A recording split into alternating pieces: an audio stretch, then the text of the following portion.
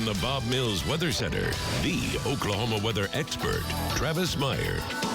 We'll have cloudy skies and rain with that storm system. You can pretty much tell when that started. Of course, it was during the PGA. Of course, the first part of the PGA was excessively warm or hot or humid or both, but it was kind of more typical. Then all of a sudden, as we headed to the weekend, started getting a lot cooler. Then we had a record cool afternoon high, and we did it again today. 63, but that happened in the middle of the night. That was the warmest temperature for today.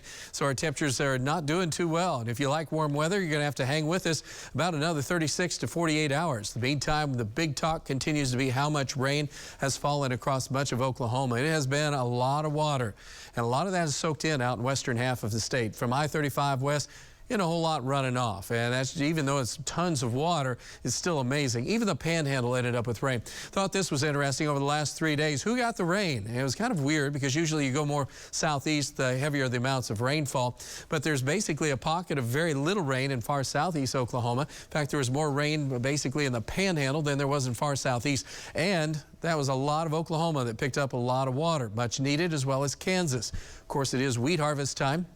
That just kicked off in the last few days and it started raining.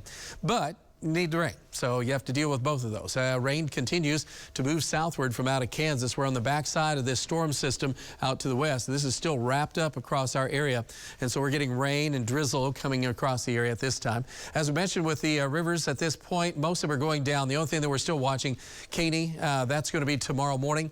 We'll crest right around 29 feet into, and then we should fall below flood stage on Friday morning. So that's kind of the good news. Also wanted to point out the Illinois River, just in case you were nervous, really nothing to be nervous about. We did end up with just a little bit of rain, about an inch or so. So it went up just a tad bit and is expected to be around 6.2. Again, ideal floating around the Chewy area and Chewy Bridge area was running right around 5 feet, so it's still not bad.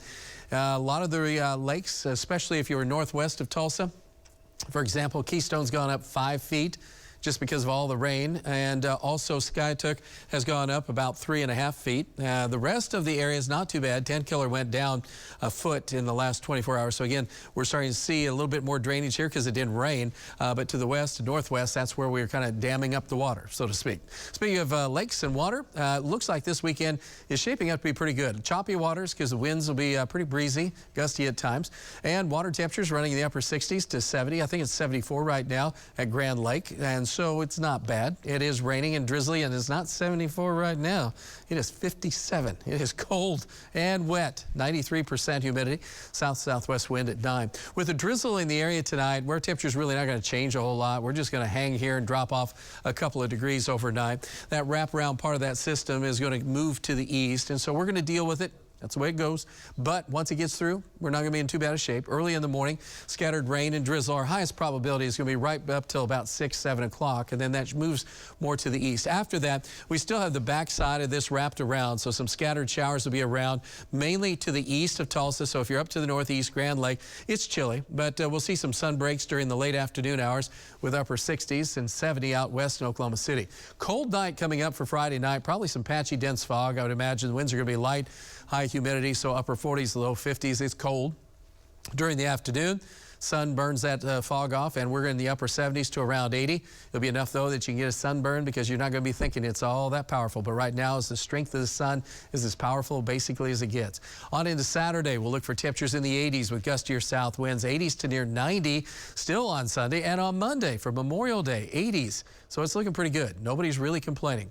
Overall, the Memorial Day weekend, other than gusty winds and warmer weather, I don't think that's going to be a problem. Don't forget the Will Rogers Stampede Rodeo in Claremore is going to be going on. Evening performances, temperatures should be in the 70s.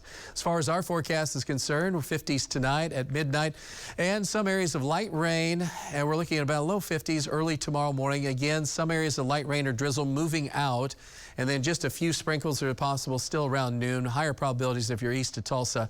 Extending the forecast out, you can see that we're talking about a great weekend, and then next week is warm. And then we have just a weak storm system coming in Thursday or Friday with maybe a few isolated storms. But overall, big change in the weather after tomorrow. That's the 9-day planner. We'll be right back.